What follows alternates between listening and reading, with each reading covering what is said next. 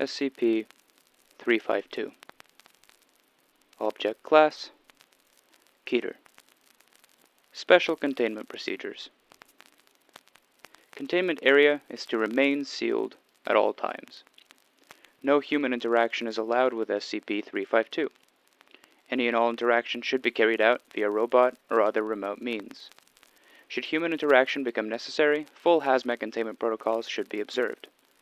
In addition, security lines must be attached to all personnel. Should any personnel begin to exhibit erratic behavior, they are to be immediately removed from the containment area via the security lines. Any staff reporting hallucinations after interaction with SCP-352 or her hair are to immediately be placed under quarantine. Any staff working in or around the containment area must submit to random psychological and physical testing. Anyone found to be contaminated will be placed into immediate quarantine. Staff attacked by SCP-352 may only be recovered if they have not been bitten by SCP-352. SCP-352 is to be fed only once weekly.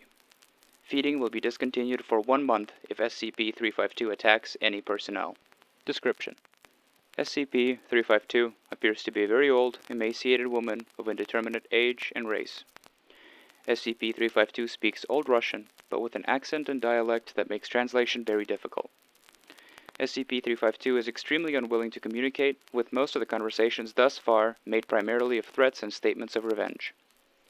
SCP-352 has never identified herself by any name, and due to her aggressive nature, it has been impossible to determine any background information. SCP-352 possesses a level of strength and speed much higher than what should be possible for a person of her perceived age and physical dimensions. She has been shown moving loads in excess of 200 kilograms with little physical strain, and moving at speeds in excess of 70 kilometers per hour. SCP-352 can recover from wounds that would be lethal to a human being, including decapitation and disembowelment.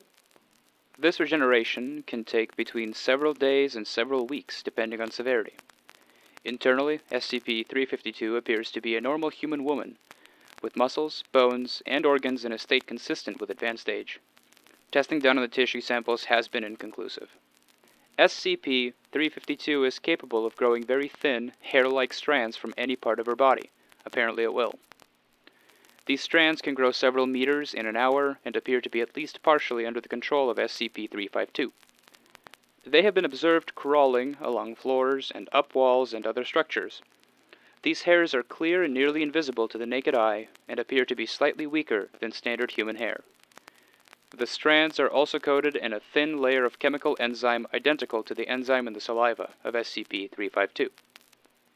SCP-352 produces an enzyme that is most concentrated in the saliva and hair, but is present in all bodily tissues of SCP-352. How it is produced and its exact chemical makeup are unknown. This enzyme reacts on contact with human tissue and rapidly attacks the nervous system. Symptoms manifest almost immediately and include hallucinations, euphoria, suppression of cognitive or logical thinking, and suppression of pain receptors. This state persists for several days with mild exposure, and can become permanent with high exposure. Bites from SCP-352 lead to high exposure in 99.9% of cases. SCP-352 appears to subsist on a carnivorous diet, with a strong preference for human flesh. SCP-352 will create a web of hair, and wait for prey to become exposed to the enzyme and become more docile. SCP-352 will often remove and eat the limbs of a prey item to prevent it from wandering away, and can take several days to fully devour prey. Humans have been observed to still be in a euphoric state and have no knowledge of the outside world, even as they suffer the loss of limbs and other bodily tissue. Addendum. Notes on recovery. SCP-352 was recovered in southern Russia, near the town of... Reports of an enchanted forest and the witch who had caused several deaths were initially ignored, until reports of the witch being found and captured began to surface. When Foundation agents responded, the town was found deserted. Several bodies were found in varying states of decomposition, and blood trails appeared to show many more bodies being dragged into the enchanted forest. Recovery teams were dispatched and captured SCP-352, but suffered heavy casualties due to SCP-352's attack and exposure to the enzyme. A large amount of hair was recovered as well, and is believed to be the cause of many exposure incidents. with contact being attributed to spiderwebs or an agent's own hair and not reported until hallucinations manifested. Addendum. Notes on behavior. While SCP-352 prefers any type of human flesh over any other type of meat, it appears to have a special propensity for children between 0 and 2 years of age. After observation of highly elevated levels of cooperation and a reduced tendency to attack staff while consuming flesh of this type, a possible alteration in the current diet is being considered. Addendum. The use of SCP-604 and SCP-1680 as a more efficient food source for SCP-352 is currently pending approval from the project director following initial testing. This has been SCP-352.